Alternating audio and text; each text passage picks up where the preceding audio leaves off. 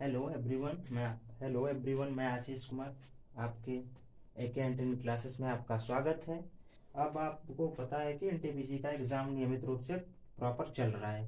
तो अब आपको सारी इस यूट्यूब चैनल के माध्यम से अब आपको सारे कंपटीशन के वन डे एग्ज़ाम जितने भी होंगे सारी चीज़ें आपको डिटेल में बताई जाएंगी।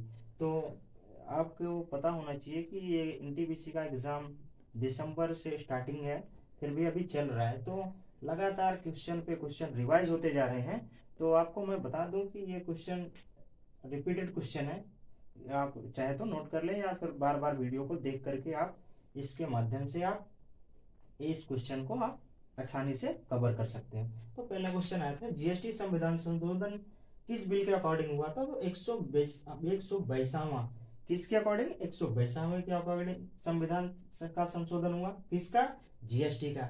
जीएसटी का फुल फॉर्म अब आप लोग बताएंगे कमेंट करके, कमेंट बॉक्स में। अब दूसरा क्वेश्चन आता था कि नीति आयोग का गठन कब हुआ? तो नीति आयोग का गठन 1 जनवरी 2015 को हुआ। किसके द्वारा? हमारे प्रधानमंत्री नरेंद्र मोदी जी के माध्यम से हुआ। इसके पहले इसका नाम योजना आयोग से नाम से जाना जाता था, जिसको जो कि वो खत्म कर दिया गया। कब खत्म कर दिया? 2014 में। तो उसका नाम बदल के नीति आयोग का गठन कर दिया। इसके प्रेजेंट टाइम के अध्यक्ष हमारे पीएम जी हैं। ठीक है, ये बात नोट कर रहे हैं। और एक बार रिपीटेड बार बार क्वेश्चन आ रहे हैं कि जब पृथ्वी और सूर्य के बीच में चंद्रमा आ जाती है तो क्या होता है? जब पृथ्वी और सूर्य के बीच में चंद्रमा आ जाए तो क्या होता है? तब हमको पता होना चाहिए कि सूर्य ग्रहण लग जाता है। तब सूर्य ग्रहण लग जाता है। कब सूर्य ग्रहण लग जाता है?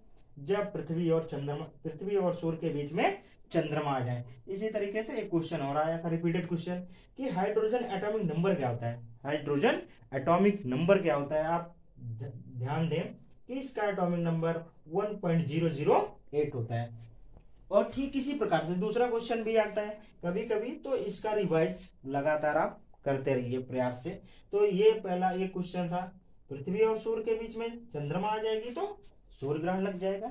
जब सूर्य और चंद्रमा के बीच में पृथ्वी आ जाएगी तब क्या होगा? तब चंद्र ग्रहण लग जाएगा। ये बात आप हमेशा याद रखना। और एक बात आता है कि किसके उपनामों से जाना जाता है? तो बहुत सारे ऐसे हैं, जैसे गुलाबों का शहर किसे कहा जाता है? तो गुलाबों का शहर राजस्थान को कहा जाता है। ऐसे इसमें क्वेश्चन है कि महलों का शहर किसको किसको कहा जाता है? तो महलों का शहर कोलकाता को कहा जाता है। तो आपको ये सारी बातें पता होनी चाहिए कि बहुत सारे हैं, जैसे चावल का कटोरा किसको कहता है? तो चावल का कटोरा छत्तीसगढ़ को कहा जाता है।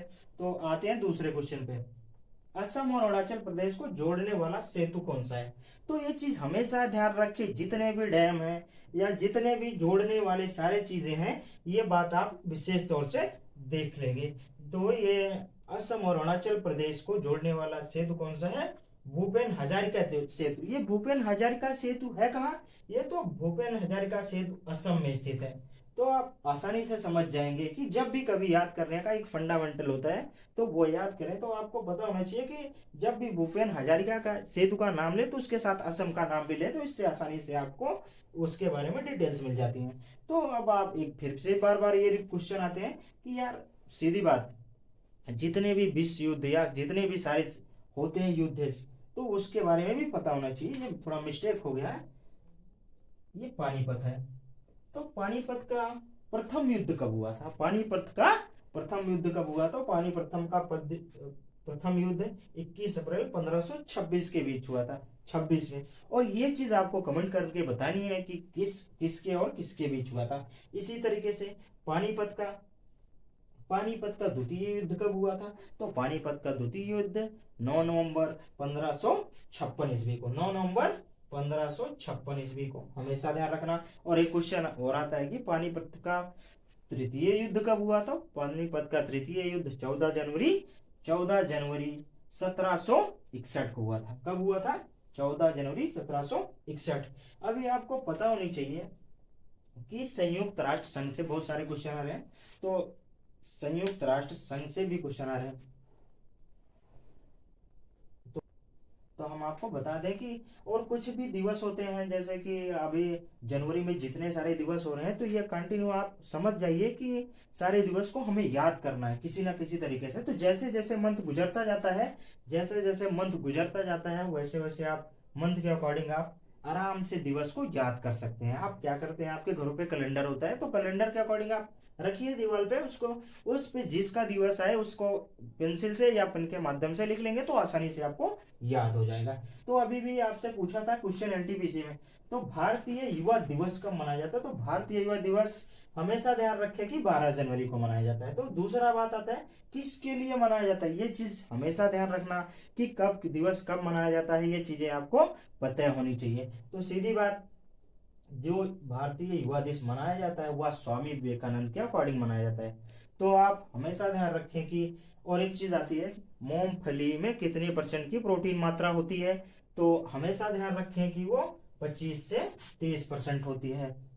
तो अब अब आपसे बार बार एनटीपीसी के सवालों में पूछा, एनटीपीसी के परीक्षाओं में बार बार ये सवाल पूछे जा रहे हैं कि संयुक्त राष्ट्र संघ से बहुत सारे क्वेश्चन रिपीटेड आ रहे हैं बार बार। तो जितने भी क्वेश्चंस आपको एनटीपीसी एग्जामों में पूछे गए हैं, अगर आप आरआरबी ग्रुप डी की भी तैयारी कर रहे हैं तो आप आसानी से लगातार वीडियो से हमारे बने रहिएगा और आपको ये सारी चीज़ें मिल जाएंगी। तो पहला क्वेश्चन आया था आपका अभी एनटीपीसी में कि यूएनओ की स्थापना कब हुई थी। यूएनओ का मतलब संयुक्त राष्ट्र संघ,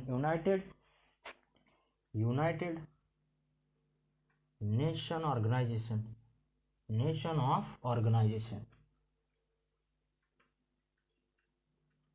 इसका फुल फॉर्म है। अगर आप हिंदी में कहना तो संयुक्त राष्ट्र संघ। तो इसकी स्थापना 24 अक्टूबर 1945 को हुई थी। कब हुई थी? 24 अक्टूबर 1945 को हुई थी। हाँ, और आपसे पूछ लिया जाता है कि संयुक्त राष्ट्र संघ का मुख्य उद्देश्य क्या होता है। क्या संयुक्त राष्ट्र संघ का मुख्य उद्देश्य, तो मुख्य उद्देश्य है इसका विश्व शांति एवं सुरक्षा बनाए रखना। क्या विश्व शांति एवं सुरक्षा बनाए रखने का मतलब क्या समझ रहे हैं आप, कि जब आपको पता होना चाहिए कि जब द्वितीय विश्व युद्ध छिड़ा था, जब द्वितीय विश्व युद्ध छिड़ा था, तब उसके बाद तो देश में शांति नहीं, तो उसके शांति के लिए एक संगठन बनाया गया। तो कौन सा संगठन बनाया गया था? यूनाइटेड नेशन ऑफ ऑर्गेनाइजेशन, जिसको संयुक्त राष्ट्र या यूएनओ भी कहा जाता है। तो आपसे पूछा जा सकता है सवाल में कि यूएनओ का मुख्यालय कहाँ है, तो आपको पता होना चाहिए कि यूएनओ का मुख्यालय अमेरिका न्यूयॉर्क में है। तो आपसे ये भी क्वेश्चन में पुट कर सकता है कि ध्यान रहे कि आपसे पूछा जा सकता है कि यूएनओ के प्रेजेंट टाइम के अध्यक्ष कौन है, तो एंटोनियो गुटेरेस जी हैं। कौन है? एंटोनियो गुटेरेस जी हैं। तो भारत यूएनओ का सदस्य कब से रहा है, ये बात, तो ये चीज़ आप हमेशा जहन में बैठा लें कि भारत यूएनओ का सदस्य 1945 से ही रहा है। तो जैसे ही विश्व युद्ध, द्वितीय विश्व युद्ध खत्म हुआ, तो उसके लिए सभी देशों ने एक बैठक की और उसको विश्व में शांति बनाने के लिए, क्या विश्व में शांति बनाने के लिए हमेशा ध्यान रहे, तो यूनाइटेड नेशन की शुरुआत की गई। इसका स्थापना कब हुआ था? 24 अक्टूबर 1945 को। आते हैं, अब देखते हैं कि बात आती है, तो एक चीज़ हमेशा याद रखना, ये इसका मुख्यालय हमेशा करके याद रखना, ये इसका मुख्यालय हमेशा पूछा जाता है कि अमेरिका और न्यूयॉर्क। तो अब आते हैं अगले क्वेश्चन पे, यूएनए के संविधान को क्या कहा जाता है। तो यूएनओ को संविधान में, यूएनओ या संयुक्त राष्ट्र संघ को संविधान को क्या कहा जाता है, तो उसे चार्टर कहा जाता है। एक चीज पता होना चाहिए आपको कि जो संयुक्त राष्ट्र संघ है वह, उसमें अनुच्छेद कितने हैं? 111 अनुच्छेद हैं, और तथा अध्याय कितने हैं? 19 हैं। तो अगला क्वेश्चन आते हैं, देखते हैं संयुक्त राष्ट्र संघ की अधिकृत भाषाएं क्या, कौन कौन सी है भाषाएं, कौन कौन सी हैं? 6 भाषाएं, हमेशा ध्यान रखना। कौन कौन सी हैं? 6 भाषाएं हैं। एक, पहली तो इंग्लिश, दूसरी फ्रेंच, तीसरी चाइनीज, चौथी अरबी, पांचवी रूसी, छठवीं स्पेनिश। और आपसे ये क्वेश्चन आपसे पूछ सकता है कि कार्यकारी भाषा कौन सी है, मतलब कि संयुक्त राष्ट्र संघ में ज़्यादातर उपयोग में लाई जाने वाली भाषा कौन कौन सी है, तो आप हमेशा ध्यान रखना, वो पहली इंग्लिश और दूसरी फ्रेंच है। तो अब आती है बात दूसरे, देखते हैं अब कुछ सुरक्षा परिषद से भी सवाल देख लेते हैं। अब सुरक्षा परिषद में कुल सदस्य कितने होते हैं, तो हमेशा ध्यान रहे 15 सदस्य होते हैं, और 10 जिसमें से 5 अस्थाई होते हैं, जिसमें से 5 अस्थाई होते हैं और 10 अस्थाई सदस्य होते हैं। हमेशा ध्यान रखा है, एनटीपीसी में ये क्वेश्चन रिपीट किया गया है।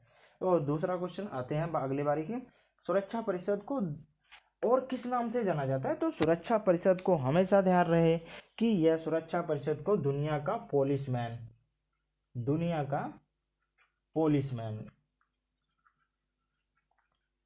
Second name. तो आपको अब ज़्यादा भी परेशान होने की ज़रूरत नहीं है, अब आपको सारी समस्याओं का समाधान मिल जाएगा, बट हमेशा आप हमारे इस यूट्यूब चैनल से जुड़े रहेंगे।